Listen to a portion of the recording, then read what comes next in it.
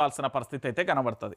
ఇంకా మరో అంశానికి వెళ్దాం. కేసీఆర్, కల్వకుంట్ల చంద్రశేఖరరావు తెలంగాణ రాష్ట్ర వ్యాప్తంగా యావత్తు సమాజం మొత్తం కూడా ఈ తెలంగాణలో 4 కోట్ల మందితో పాటు తెలుగు రాష్ట్రాలకు యావత్ భారతదేశానికి ప్రపంచవ్యాప్తంగా ఉన్న తెలంగాణ అంటే తెలుగు రాష్ట్రాలకు సంబంధించిన వారందరికీ సుపరిచితుడు, అందరికీ తెలిసిన విషయమే. కేసీఆర్ కేసీఆర్ కేసీఆర్ కేసీఆర్ దగ్గిన వార్తే తుమ్మిన వార్తే అయిపోయింది. ఇవాళ రేపు ఎట్లా మారిపోయిందంటే పరిస్థితి అట్లున్నది. ఎందుకంటే టార్గెట్ కేసీఆర్. ఎందుకంటే తెలంగాణ రాష్ట్రాన్ని తీసుకురావడం వల్ల ఆంధ్రప్రదేశ్కు సంబంధించిన పెత్తందారి వ్యవస్థకు, దాంతోపాటు ఇప్పుడు అధికారంలో ఉన్న పార్టీకి అస్సలు ఇష్టం లేదు. ఒకటి. రెండో విషయం ఏంటంటే ఇప్పటికీ తెలంగాణ రాష్ట్రం మీద అనేక కుట్రలు జరుగుతున్నాయి. మూడోది, మన పరిపాలన మనల్ని చేయనీయకుండా పుల్లలు పెడుతున్నారు. మన నీళ్లు నిధులు నియామకాలన్నీ కూడా ఎత్తుకపోయే ప్రణాళిక జరుగుతున్నది. సో ఇక్కడ ఒకసారి కేసీఆర్ వయసు రీత్యా కాస్త జలుబు చేసో జ్వరం వచ్చి దావఖానా పోయిండు. దాన్ని ఒక్కొక్క వార్తను ఒక్కొక్క ఛానల్ ఒక్కొక్క రకంగా మార్చేసిన పరిస్థితి కనబడింది. ఇక ఎవరికి నచ్చినట్టు ఇక అయిపోయినట్టే బీఆర్ఎస్ పని, ఇక లేదు కేసీఆర్ లేదు, రకరకాలుగా రాశారు. ఇది ఎట్లా అంటే జర్నలిజానికి గొడ్డలు పెట్టిగా మారిపోయే ప్రమాదం ఉంటుంది. భవిష్యత్తులో ఇదే జరుగుతుంది అనుకోండి. ఒకసారి చూద్దాం.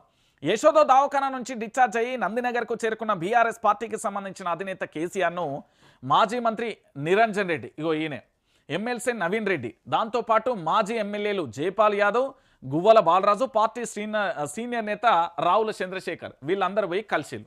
ఎందుకు కలిసిలు?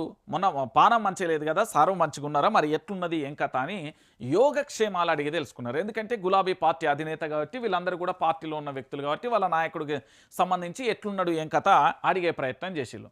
అయితే ఒక్కసారి మీరు ఆలోచించండి. ప్రజల కోసం పోరాడదాం, రైతు సమస్యలపై పోరాటం ఉధృతం చేయాలి. రైతులకు ప్రధానంగా ఏముంటుంది మీరు అందరూ ఆలోచించాలి. గ్రామీణ ప్రాంతాలలో రైతులకు కావాల్సింది మొదటగా పెట్టుబడికి సంబంధించి వడ్డీ వ్యాపారాల దగ్గరికి పోయి అప్పులు లేకుండా ఉండాలి. వాళ్ళు పూర్తి స్థాయిలో కూడా అప్పులు చేయకుంటుంటే సరిపోతుంది. సో పెట్టుబడి సాయం కావాలి.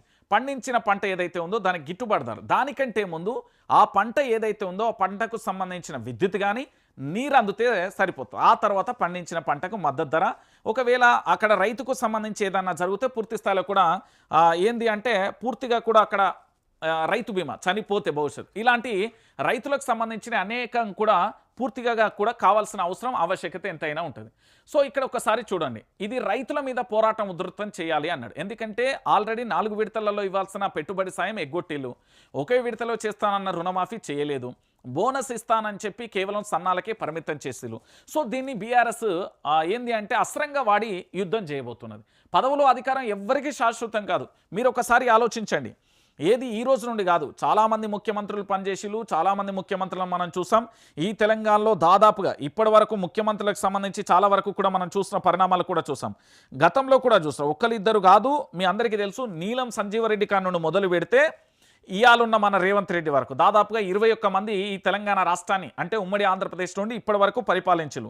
మీకు తెలుసు నీలం సంజీవరెడ్డి కానీ, దాని తర్వాత దామోదర సంజీవయ్య కానీ, దాని తర్వాత మళ్ళొక్కసారి నీలం సంజీవరెడ్డి చేసిండు, తర్వాత కాసు బ్రహ్మానందరెడ్డి ముఖ్యమంత్రిగా చేసిండు, ఆ తర్వాత నరసింహారావు పివి నరసింహారావుకు సంబంధించి ముఖ్యమంత్రి చేసిండు, తర్వాత జలగం వెంకట్రావులు చేసిండు, దాంతోపాటు మర్రి చెన్నారెడ్డి చేసిండు, దాంతోపాటు అంజయ్య చేసిండు, దాంతోపాటు వెంకట్రామిరెడ్డి చేసిండు, దాంతోపాటు విజయభాస్కర్ చేసిండు, దాంతోపాటు రామారావు చేసిండు, ఏది ఎన్టీఆర్ నందమూరి తారక రామారావు, దాంతోపాటు నాదెండ్ల భాస్కర్ చేసిండు, మళ్ళీ రామారావు అయిండు, మళ్ళీ రామారావు అయిండు, దాని తర్వాత చంద్రబాబు చేసిండు, వైఎస్ రాజశేఖర్ రెడ్డి చేసిండు, రోషయ్య చేసిండు, దాంతోపాటు కిరణ్ కుమార్ రెడ్డి చేసిండు, కేసీఆర్ చేసిండు, రేవంత్ రెడ్డి చేసిండు.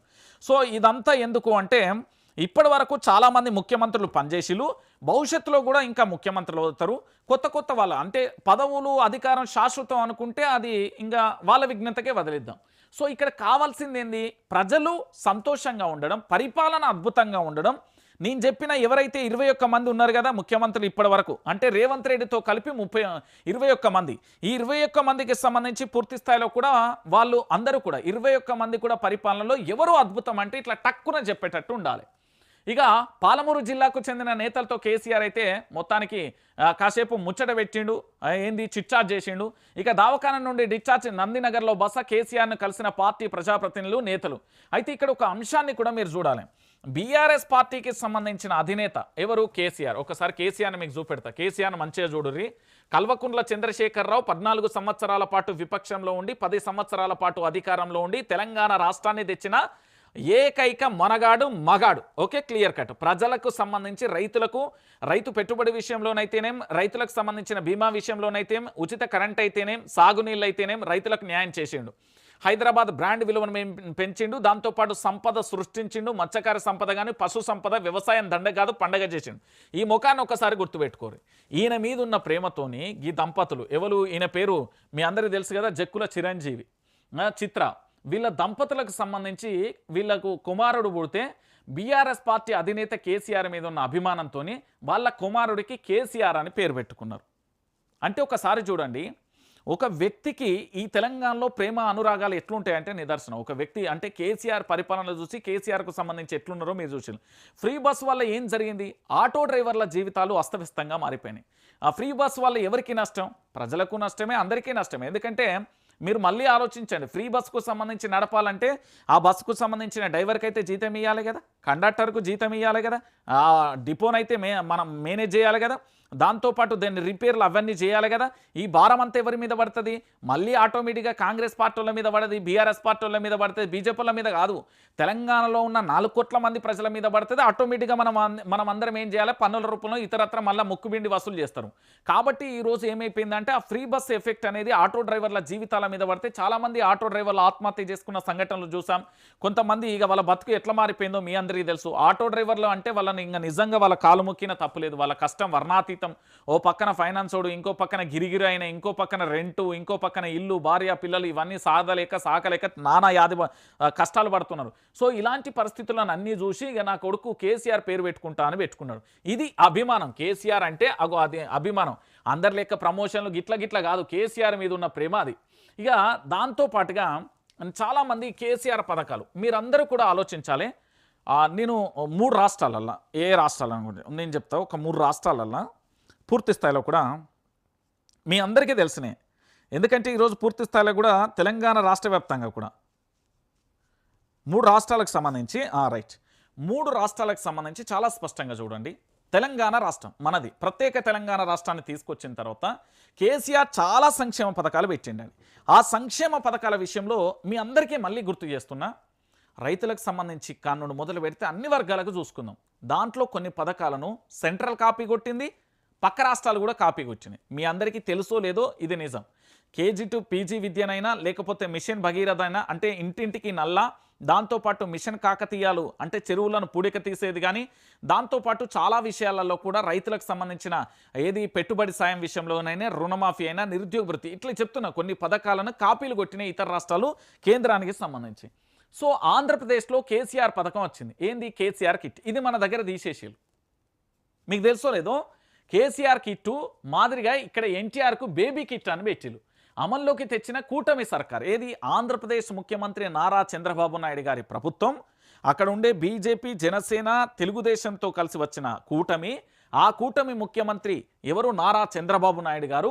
తెలంగాణ రాష్ట్రానికి సంబంధించిన గౌరవ కల్వకుంట్ల చంద్రశేఖరరావు గారు ప్రవేశపెట్టిన కేసీఆర్ కిట్ పేరు కేవలం పేరు మార్చేసి ఎన్టీఆర్ బేబీ కిట్ అని పెట్టేసి తెలంగాణ స్కీమ్ను నీరుగార్చింది కాంగ్రెస్. కానీ ఇక్కడ విషయం ఏంటంటే పేరు మార్చి అమలు మార్చిండు రేవంత్ రెడ్డి. కానీ ఆంధ్రప్రదేశ్కు సంబంధించిన ముఖ్యమంత్రి ఏం చేసిండు అంటే దీని విలువ, అంటే ఈ కేసీఆర్ కిట్ విలువ పేదలకు సంబంధించి ఇది ఎంత అవసరం ఏంది అంటే ఇప్పుడున్న పరిస్థితులలో, ఇప్పుడున్న ఆరోగ్యం మీద బాలింతలు పడుతున్న అవస్థలు ఏంది, వాళ్ళకు సరైన పోషక ఆహారాలు అందకపోతే ఎలాంటి ఇబ్బందులు ఎదుర్కొంటారో కూడా తెలుసు. సో వాటిని అన్నింటినీ గుర్తించి పూర్తి స్థాయిలో కూడా పెడితే ఇది మన రాష్ట్రం కాడ మాత్రం అమలు చేయలే. దీన్ని మర్చిపోయిండు మొత్తం. అసలు రేవంత్ రెడ్డి దీన్ని పట్టించుకుంటలేడు. కానీ వాళ్ళ గురువుగారు తెలుగుదేశం పార్టీ అధినేత చంద్రబాబు మాత్రం కేసీఆర్ పథకం చాలా బాగుంది అని ఎన్టీఆర్ బేబీ కిట్ అని పెట్టుకున్నారు. అంటే మీరు ఆలోచించాలి, కేసీఆర్ ఎంత ముందు చూపుతోని పథకాలు అమలు చేసిండు అనేది ఇది మీకు చూస్తే అర్థమవుతుంది. కాబట్టి నేనేమంటున్నానంటే తెలంగాణ రాష్ట్రానికి వన్నె దేవాలి, ఉన్న పథకాలను అమలు చేయాలి, కొత్త పథకాలను పెట్టాలి. 21 మంది ఎవరైతే ఉన్నారో గతంలో మొత్తం మంత్రులలో నేనే నెంబర్ 1గా నిరూపించుకోవాలంటే ఈ తెలంగాణ రాష్ట్రాన్ని అద్భుత పదంలో నడిపించాల్సిన అవసరం, ఆవశ్యకత ఉన్నది. ఇక ఇది ఇట్లున్నదా? దీంతో పాటు ఇంకొక అంశాన్ని చూద్దాం. ఇగో ఇది చూడు, ఏది? సర్కారుతో యుద్ధం.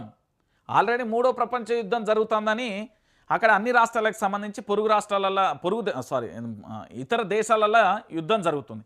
ఇరాన్, ఇరాక్, ఇజ్రాయెల్, దాంతో పాటుగా అటు అమెరికా, ఇవన్నీ కూడా ఆల్రెడీ యుద్ధాలు కొనసాగుతున్నాయి. మూడో ప్రపంచ యుద్ధం కొనసాగుతుంది అన్నట్టుగా మన తెలంగాణలో మళ్ళీ యుద్ధం మొదలైంది. ఏంటిది అంటే ఇక సర్కార్తో యుద్ధమే అంటారు. 57 డిమాండ్లు నెరవేర్చకపోతే తాడో పేడో తేల్చుకునేందుకు సిద్ధం. ఇది 13 లక్షల మంది ఉద్యోగుల సమస్య. డిఏల అమళ్లల్లో సర్కార్ తాత్సరం చేస్తున్నది.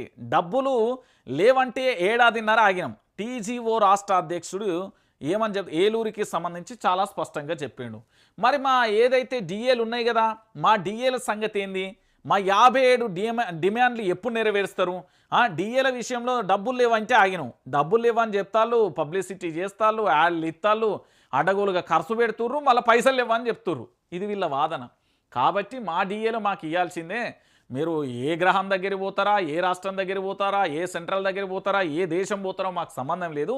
మాకు ఇవ్వాల్సిన డిఏలు ఇవ్వకపోతే మాత్రం ఏసీలలో కూకున్న మంత్రులకు చెమటలు పట్టిస్తాం. తెలంగాణ రాష్ట్ర వ్యాప్తంగా మా ఏదైతే టీజీఓలకు సంబంధించిన మా తడాకేందో చూపెడతామని వీళ్ళు సిద్ధమైంది. సో తెలంగాణ రాష్ట్ర వ్యాప్తంగా కూడా పోరు చేయడానికి సై అంటూ కాలు దువ్వి ఇక కథన రంగంలోకి అడుగు పెడుతున్నారు వీళ్ళు. సో ఏం జరుగుతుంది అనేది మనం కూడా వేచి చూడాలి. మొన్నటి వరకు ఆర్టీసీకి సంబంధించి కూడా చేస్తా అంటే వాళ్ళని గూకవెచ్చిలు ఏ ముచ్చట చెప్పిళ్ళు ఏం కథనో. సో మొత్తానికైతే వాళ్ళు ఓకే అన్నారు, అది అయిపోయినాయి.